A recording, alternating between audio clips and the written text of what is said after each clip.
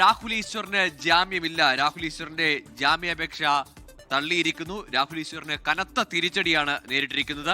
രാഹുൽ ജയിലിലേക്ക് പോവുകയാണ്. അതിജീവിതയെ അധിക്ഷേപിച്ച കേസിൽ ഇപ്പോൾ ജയിലിലേക്ക് പോകുന്നു രാഹുൽ ഈശ്വർ. ഷഫീദ്, പ്രോസിക്യൂഷന്റെ വാദങ്ങൾ അംഗീകരിച്ചുകൊണ്ട് കോടതി ജാമ്യാപേക്ഷ നിരസിക്കുന്നു അല്ലേ?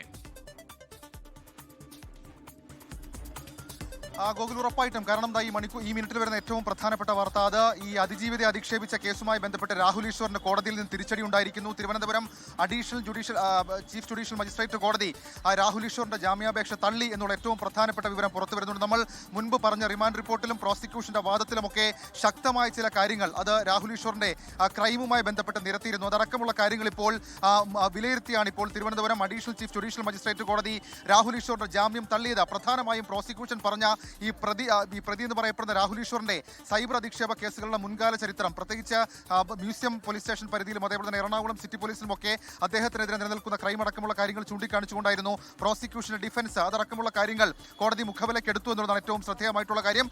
ഒരു പക്ഷേ രാഹുൽ മാങ്കൂട്ടത്തിനെതിരെയുള്ള പീഡന പരാതി നൽകിയ, ബലാത്സംഗ ഭ്രൂണ ഹത്യ പരാതി നൽകിയ കേസിന്റെ ഒരു കണക്ഷൻ കേസിന്റെ രീതിയിൽ കൂടി ഇത് പരിഗണിക്കുന്നുണ്ട്. അങ്ങനെയാണെങ്കിൽ ഈ അതിജീവിതയെ അധിക്ഷേപിച്ച കേസ് ഞാൻ മുൻപ് സൂചിപ്പിച്ചതുപോലെ തന്നെ അതിനൊപ്പം അവർ കോടതി കൂട്ടി വായിച്ചത് അതിന് മുൻപ് നടന്ന കേസുമായി ബന്ധപ്പെട്ട കാര്യങ്ങളാണ്. അത് രണ്ടും കൂടെ ഒരുമിച്ച് കൂട്ടി വായിച്ചുകൊണ്ടാണ് കോടതി ഇപ്പോൾ വളരെ നിർണായകമായ ഒരു കണ്ടെത്തൽ നടത്തിയത് എന്നുള്ളതാണ് ഏറ്റവും ശ്രദ്ധേയമായിട്ടുള്ള കാര്യം. പ്രോസിക്യൂഷൻ കോടതിയിൽ ഉന്നയിച്ച വാദങ്ങൾ വളരെ പ്രധാനപ്പെട്ടതായിരുന്നു. ഒന്നാമത്തേത്, ഈ കേസിന് വലിയ ഗ്രാവിറ്റി ഉണ്ട്.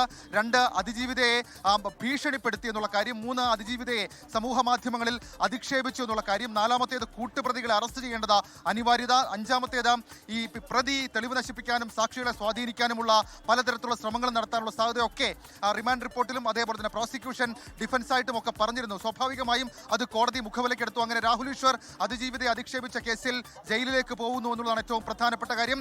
എത്ര ദിവസം റിമാൻഡ് നടക്കമുള്ള കാര്യങ്ങൾ ഒരു വ്യക്തത വരുത്തേണ്ടതായിട്ടുണ്ട്. പക്ഷേ ഒരു കാര്യം നമുക്കിപ്പോൾ ഉറപ്പിക്കാൻ കഴിയും, അതിജീവിതയെ അധിക്ഷേപിച്ച കേസിൽ രാഹുൽ ഈശ്വർ ജയിലിലേക്ക് പോകുന്നു.